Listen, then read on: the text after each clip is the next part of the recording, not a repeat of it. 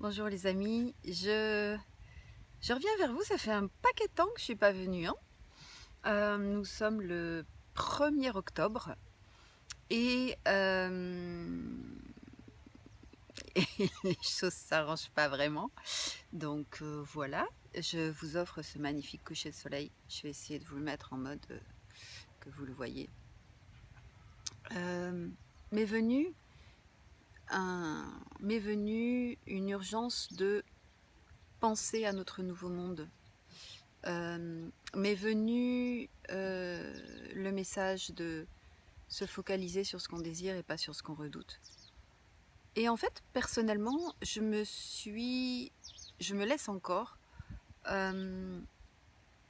engluer dans la matrice 3D.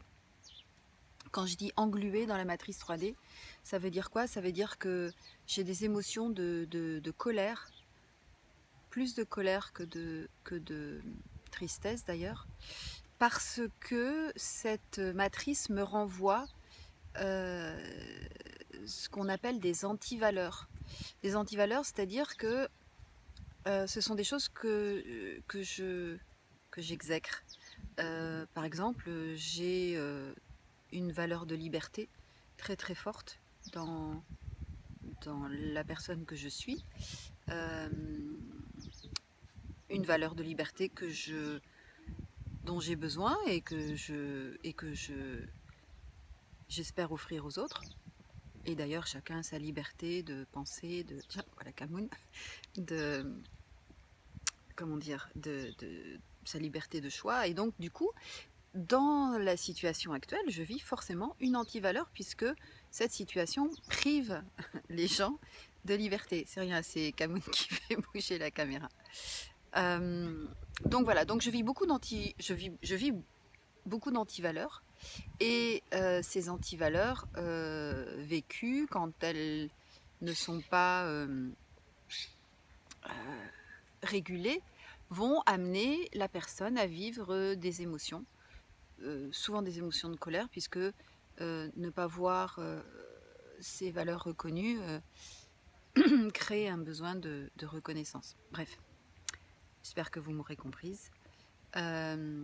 Donc, la matrice 3D va engluer les personnes dans une réaction archaïque de dangers cognitifs liés à ce vécu des antivaleurs. Pourquoi? Parce que une antivaleur, en fait, est une marque de reconnaissance dans un clan. Et cette marque de reconnaissance, quand elle n'est pas réalisée, va déclencher quelque part dans la mémoire individuelle, cellulaire, ADN, mettez-y le nom que vous voulez, va déclencher en fait une sensation infime de danger, d'être en présence d'ennemis. Bref, j'ai écrit dans un post sur LinkedIn que en fait cette crise est vraiment une aubaine parce qu'elle nous pousse dans nos retranchements d'observation de notre nature archaïque. Et pour ceux qui me suivent un peu, vous savez que nous sommes, en tout cas moi c'est ma croyance aujourd'hui, que nous sommes à un carrefour, à un tournant de notre évolution humanitaire, de l'évolution de notre humanité, et que nous est offert une situation extrême pour se débarrasser de nos peurs, de nos réactions émotives archaïques, telles que celles que je vous ai décrites, afin de pouvoir nous tourner vers notre pouvoir de créateur. Donc en fait, de même, j'avais fait une story qui disait que en fait la vie, notre présence ici a pour objectif d'expérimenter la vie et d'expérimenter le pouvoir dont nous disposons pour créer. Après, c'est pas forcément créer des choses pharaoniques, hein, au sens propre ou figuré du terme, mais c'est de pouvoir s'apercevoir et intégrer ce mécanisme de création qui nous est propre, à savoir la capacité d'influencer par nos ondes, par nos fréquences, par notre vibration, par nos pensées, par ce que notre cerveau va émettre, donc de pouvoir créer une réalité dans la matière. Voilà, donc du coup, tout ça pour vous dire que je sens être urgent d'être conscient de ces mécanismes qui nous empêchent en fait d'être dans cette création. Puisque quand on est en automatique, je dirais, de survie, on ne peut pas créer des choses qui sont forcément plus subtiles. On en revient aux basiques, aux fondamentaux, et fondamentaux, c'est-à-dire boire, manger, être en sécurité. Et aujourd'hui, tout est fait pour que les gens se retrouvent dans ces niveaux bas de besoins. Peur de perdre son travail, peur de ne pas avoir assez d'argent pour finir le mois, puisque on voit qu'on est en train de créer une inflation dramatique.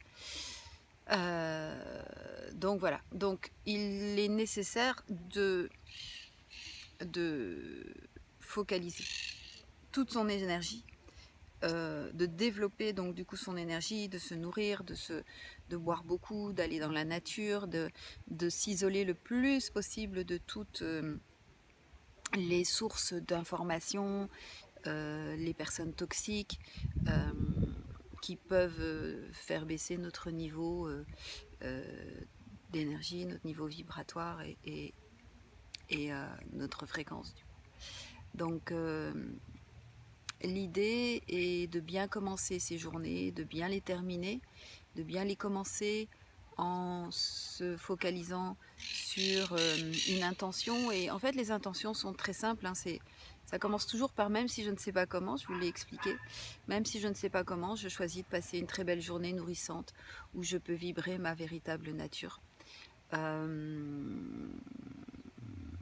nouvelle véritable nature, ça pourrait être l'ancienne. Voilà, et pour la fin de la journée, eh bien, c'est de pouvoir s'endormir en s'assurant qu'on ait un niveau vibratoire le plus haut possible, à savoir d'être dans la gratitude, de se souvenir des bons moments de la journée et d'intentionner de passer une très bonne nuit qui va nous ressourcer et qui va nous permettre de contacter des plans de conscience, des informations, des modifications dans notre système. Voilà. J'espère ne pas avoir été trop longue. Et sinon, voilà, si vous êtes encore là, c'est que ça s'est bien passé.